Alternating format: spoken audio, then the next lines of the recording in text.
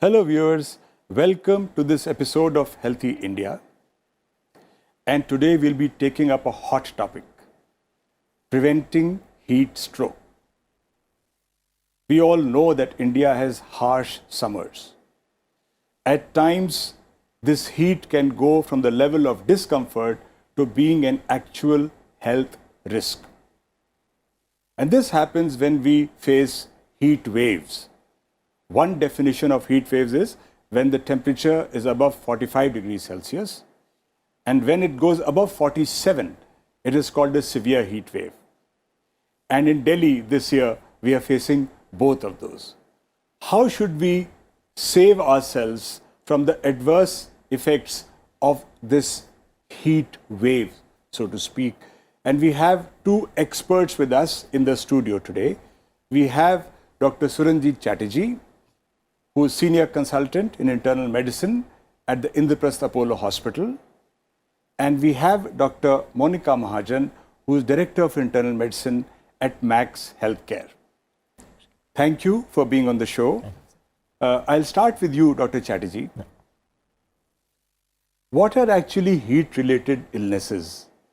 You know, there is a huge spectrum of heat-related. One may just be feeling a little hot, a little itchy or scratchy, to something much more dangerous. Would you like to explain the concept of heat-related illnesses? Yeah. It's actually a spectrum of illnesses that is covered under this topic of heat-related illnesses. And as you said, that as the temperature or the heat wave or the temperature goes above 45, it obviously exposes or predisposes you to this spectrum of illness. The smallest of illnesses could be a skin rash, which is secondary to the heat that you're exposed to. Even in that, you might have just a rash or a sunburn, what we call as. The next thing could be a heat cramp.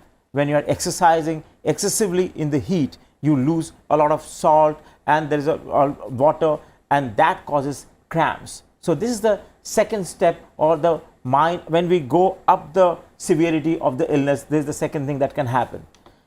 As an offshoot of these two things, you might have rhabdomyolysis, that's again a part of it, and you can have something called heat syncope, which happens when you faint while on exposure to heat and when you're exercising excessively. So you need to explain what you meant by that big word, rhabdomyolysis. Yeah. So coming to rhabdomyolysis, basically what happens is the breakdown of the muscles that happens. And once the breakdown of the muscles happens, it's basically a lot of proteins, a lot of minerals are lost, which causes, it can cause effect on the heart because of the electrolyte imbalances. It can affect the kidney. You can go into kidney failure, and you definitely need to meet a physician then. It can sometimes be asymptomatic, and only the tests might show the derangements. But if you have this muscle pain, aches and all that, and you have been exercising, think in terms of rhabdomyolysis and should go to a doctor. So we are talking of the spectrum of heat-related illnesses. So we start with just a skin rash, not uncommon, cramps, especially if people have lost a lot of fluid and electrolyte and haven't replenished themselves. Absolutely. Cramps. Then, of course, the more serious ones. And you were just reaching heat exhaustion, I think, when I interrupted you. Yeah. You want to explain that? Yeah. So amongst the more severe illnesses, as we said, are heat exhaustion and what is heat stroke. What happens is, in heat exhaustion, again, you have been exercising a lot, you have been losing water, and there's a lot of heat in the body. And how do they present? They can present as just maybe the initial stage can be just cramps. There could be dizziness, nausea, headache, and it could be, and when you examine such a person, you can be having just a cold, clammy skin with a fast, steady pulse. So that is what is heat exhaustion. But when you come to heat stroke, it is the extreme variety of heat-related ailments, and actually the body or the core temperature is above 40 degrees centigrade, and your body has lost the capability to dissipate heat. And that is how it can affect different organs, including all the vital organs can be affected, including the brain, the kidneys, liver, and so you can manifest as an altered sensorium, high temperature. It could be a warm, hot body with a pounding pulse, and then It is one thing which needs emergency care, and you need to rush to the hospital if you are suspected to have a heat stroke. So we'll come back to that. Thank you for outlining that so nicely for our viewers. तो आप समझे कि गर्मी में आपको कई तरह की चीज़ें हो सकती हैं, कई तरह की तकलीफ हो सकता है सिर्फ स्किन रैश हो सकता है क्रैम्प्स हो, जिसको कुछ लोग बाइटा बोलते हैं, जैसे मसल्स एकदम कॉन्ट्रैक्ट कर जाती हैं। कई बार बहुत एग्जॉशन हो सकता है, शरीर से पानी कम होने से एग्जॉशन हो जाता है, और कभी कभी बहुत गंभीर हीट स्ट्रोक भी हो सकता है। इन सभी को रोका भी जा सकता है और इनका इलाज भी संभव है, तो हम उस पर अभी आएंगे। Monika ji, can you tell us a little bit about why do these things happen? We just saying heat and all this, but why is it happening? So Dr. Mithal, let me say that excess of everything is bad. So whether it is we are bestowed with so much of sunshine in our country, or whether it is in terms of heat and humidity, so excess leads to problems. So before I actually talk about what happens in heat stroke or heat exhaustion, we need to understand how the beautiful human body works. So we have the skin, we have sweat glands, and we have a thermostat in our brain which is called as the hypothalamus. So generally what is balancing out is that the thermostat sends signal to the sweat glands and the skin, and if you are in a hot environment, the skin and the sweat glands overwork and they dissipate the extra heat out of the body. What happens in heat exhaustion and heat stroke is a combination of three factors. Either there is a lot of excessive heat which is being produced, which Dr. Chaterjee mentioned in people who are over exercising, or somebody has a fever. Then there is a problem with dissipating or losing that heat out of the body. So typically who are the people who would have that problem is children, elderly people, people with diabetes, heart or kidney problems. And then there are certain amount of drugs which make you more prone to heat problems, especially if you are on blood pressure drugs like diuretics or beta blockers, calcium channel blockers. So these drugs don't allow the body to lose the heat as effectively as it should have happened. People who consume a lot of alcohol have similar problems, and obesity also precipitates this condition. So an imbalance between heat generation versus heat losses, and the most important factor is then the environmental conditions. So when it is extremely stroke or heat related illnesses. Dr. Monica, there's also other issues with this. One of the questions that is often asked is about exercise. People who are very fond of vigorous exercise and now temperatures suddenly have changed. What should be done? Does that make any difference to our risk of getting into trouble? So the more you exercise, the more heat you're generating in the body is fact number one. So the timing of the exercise during the hot season has to be such that you're not exercising between say 10 a.m. and 4 p.m. in the evening. The exercise has to happen either early morning or late evening. Again, preferably if you have the luxury of going to a gym or working out indoors, prefer that rather than running on the road outside in the heat. That's the first thing. The second is in terms of the fact that if you consume alcohol, then that is going to worsen your chances of getting heat related illnesses. So restrict on the amount of alcohol intake in the summer season. Also at the same time, don't be driven by the thirst mechanism. Make sure that you are hydrating yourself well, irrespective of whether you're feeling thirsty or not feeling thirsty. While you're exercising, hydration will play a very, very important role. And in between exercise, it's important that you cool down the body to the sufficient amount, and learn to recognize signs of heat cramps or heat exhaustion so that you don't end up with a condition called rhabdomyolysis that Dr. Chaterjee mentioned about. So the timing of the exercise, the cooling between the workout, the kind of liquids that you're taking for hydrating yourself, as well as in terms of restricting amount of alcohol, the kind of clothes that you're wearing during exercise have to be such that you're able to sweat properly rather than retaining the heat in terms of not wearing synthetic clothes while exercising. Those are the most key messages that I would convey. What about clothes otherwise? Not just during exercise.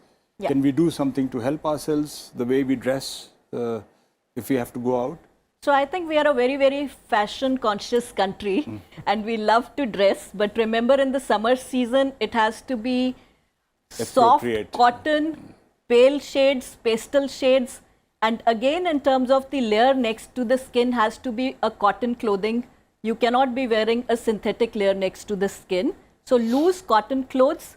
When you step outside, you don't mind carrying a brimmed hat with you or carrying an umbrella with you. Carry your goggles because the eyes are equally vulnerable to heat. And then remember to use a sunscreen, preferably with an SPF of more than 30 or a sun protection factor of more than 30. So cool clothes, cotton clothes, sunscreen, an umbrella and a hat. देखिए बहुत अच्छी बातें बताई doctor Monika महाजन ने हमको.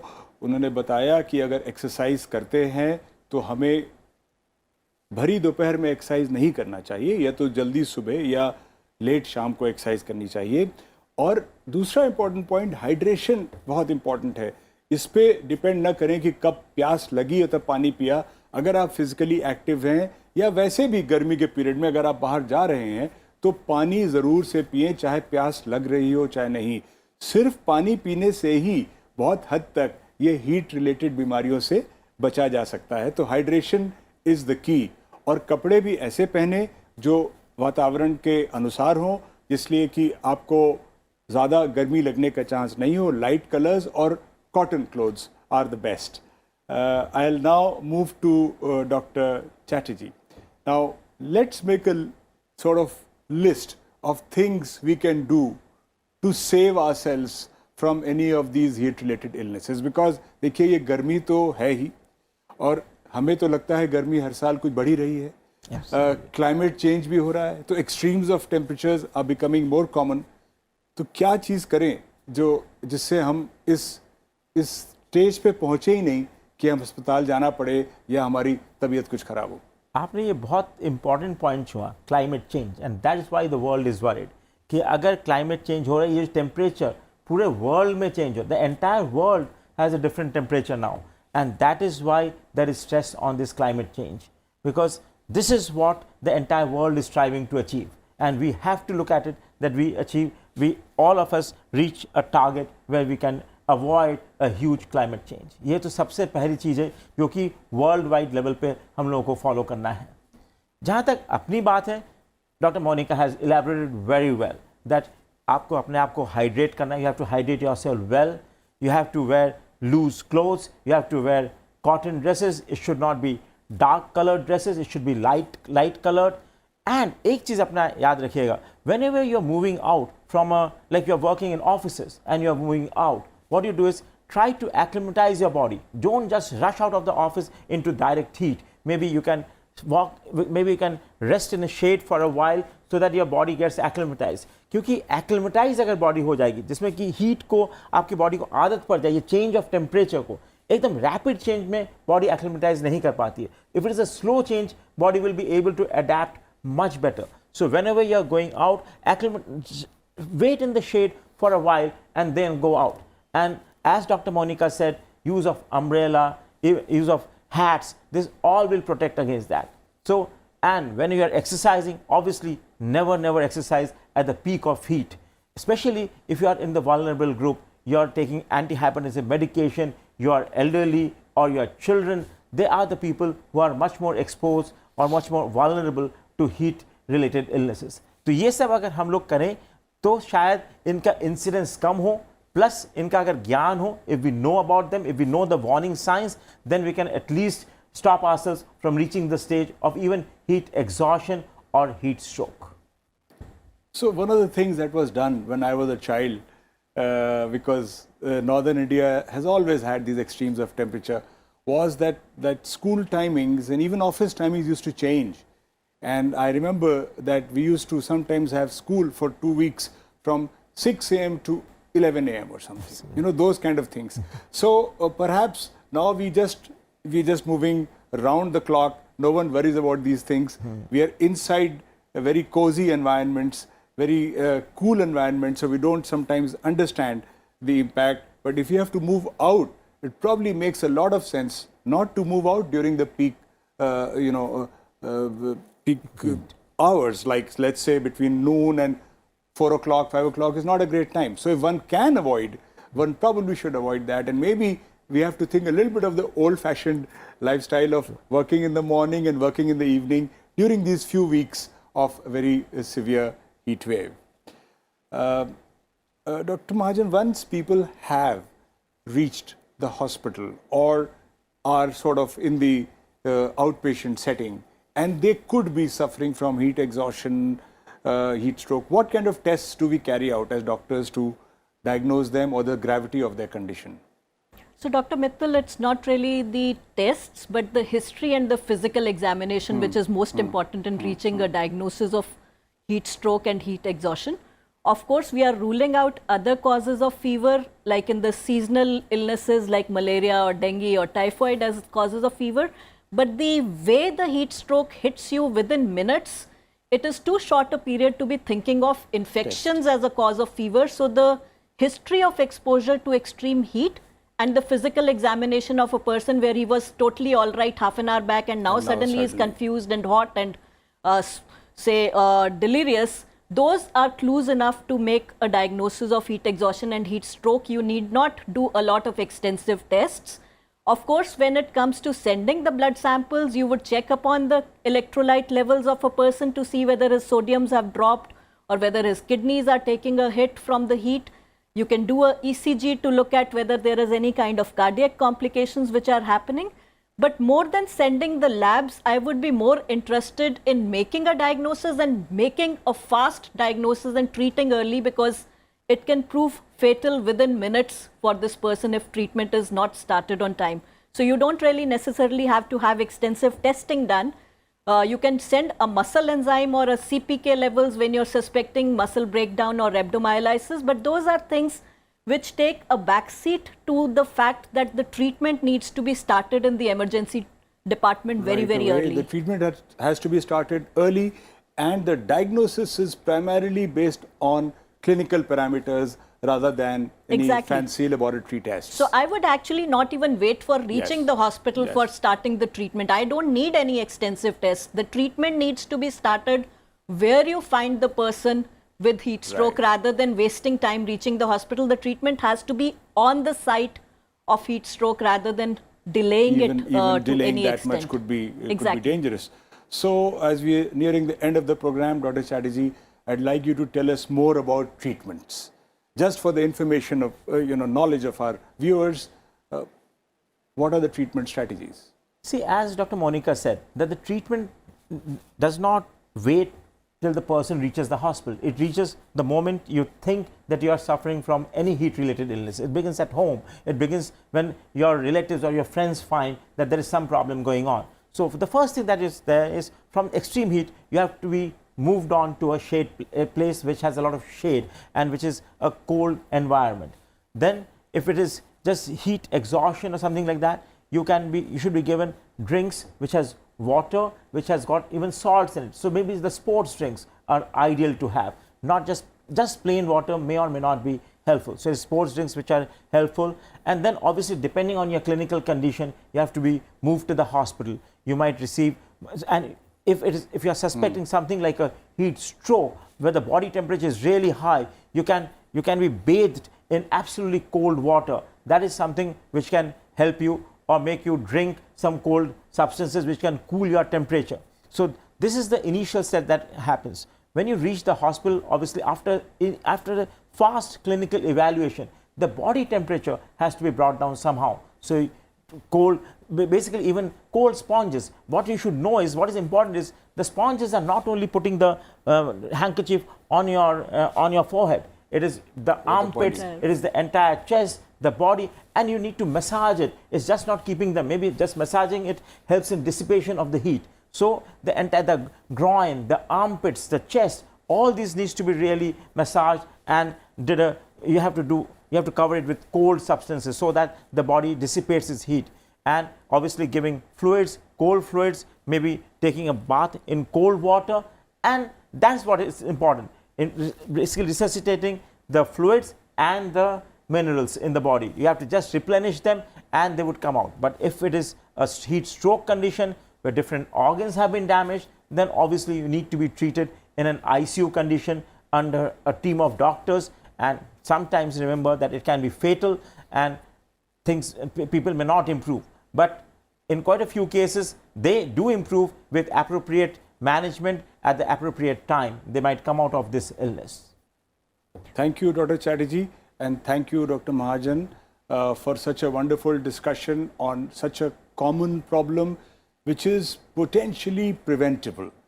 Heat-related illnesses are by and large preventable. We can't change the weather. You and I, we can't change the weather, we can't change the temperature, but we can protect ourselves if we take the right kind of precautions as has been advised by our experts. Thank you very much for being on the show, and thank you, viewers. Again, we'll see you next week.